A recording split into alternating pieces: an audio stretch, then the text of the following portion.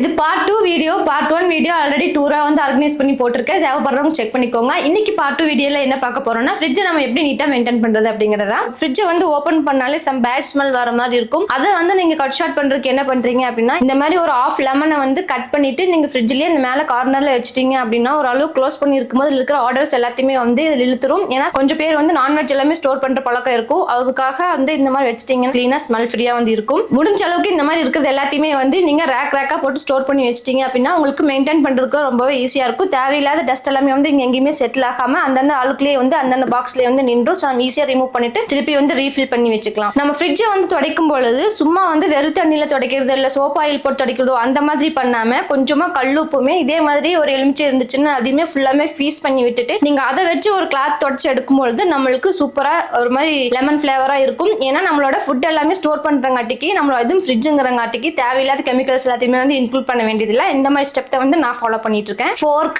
Knife, அதுக்கப்புறம் இந்த மாதிரி ஷார்ப்பா இருக்கக்கூடிய திங்ஸ் எல்லாத்தையுமே வச்சு நம்ம இங்க க்ரீஸா இருக்கிற ஐஸை வந்து நம்ம குத்தி எடுக்கக்கூடாது அப்படின்னு சொல்லியிருப்பாங்க. ஒரு சிலர் வந்து பாத்தீங்க அப்படின்னா ஃப்ரீசர் தனியா இருக்கும், நார்மல் ஃப்ரிட்ஜ் தனியா இருக்கும். இந்த மாதிரி சிங்கிள் டோர் ஃப்ரிட்ஜ்ல எடுத்துட்டீங்க அப்படின்னா மேல டாப் தான் ஃப்ரீசரா மேக்ஸிமம் நிறைய பேருக்கு வீட்டுல இருக்கும். அதே மாதிரி கீழே நார்மலா இருக்கும். ஒரு சில பேருக்கு எந்நேரம் ஃப்ரிட்ஜ்ல இருந்து தண்ணி வந்துட்டே இருக்கும். அதுக்கான ரீசன் எப்படி அவாய்ட் பண்ணலாம் அப்படின்னு பாத்தீங்க அப்படின்னா, கீழே பாத்தீங்க அப்படின்னா உங்களுக்கு தண்ணி வந்து ஃப்ரீசர்ல ஐஸ் ஃபார்ம் ஆகும். அப்ப தேவையில்லாம அது கரண்ட் ஆஃப் ஆச்சுனாலும் அப்ப இருக்கிற ஐஸ் எல்லாமே மெல்ட் ஆகி நம்மளுக்கு வாட்டர் வந்து கலெக்ட் ஆயிருக்கும். அந்த இடத்துக்கு அந்த வாட்டரை கலெக்ட் பண்றதுக்காக இந்த மாதிரி ஒரு செப்பரேட்டா ஒரு பாக்ஸ் வந்து சும்மா சின்ன பாக்ஸ் மாதிரி ஃப்ரிட்ஜ்ல செட் பண்ணி வச்சிருக்காங்க. அதுக்கு அடியில் வச்சதுனால அந்த தண்ணி எல்லாமே இதுல கலெக்ட் ஆயிரும். நம்ம பார்க்கும்போது நம்பிடுச்சுன்னா நம்ம இதை எடுத்து நம்ம வெளியே ஊத்திட்டு மறுபடியும் புதுசா வச்சுக்கலாம். ஸோ இந்த மாதிரி ஸ்டெப் ஃபாலோ பண்ணிட்டு இருந்தீங்க அப்படின்னா நம்மளுக்கு ஓப்பன் பண்ணும்போது இந்த கீழ் வழியா வந்து உங்களுக்கு ஃப்ரிட்ஜ்ல இருந்து தண்ணி வராது. சில இடத்துல வந்து பாத்தீங்கன்னா கலெக்டர் மாதிரி பின்னாடியே கொடுத்துருப்பாங்க. அப்படி இல்லாத பட்சத்தில் நீங்க இந்த மாதிரி ஐடியா வந்து யூஸ் பண்ணிக்கலாம். சில பேர் வந்து மெடிசன்ஸ் இல்ல அந்த மாதிரி பர்பஸ்க்காக யூஸ் பண்ணும்போது டெம்பரேச்சர் வந்து நீங்க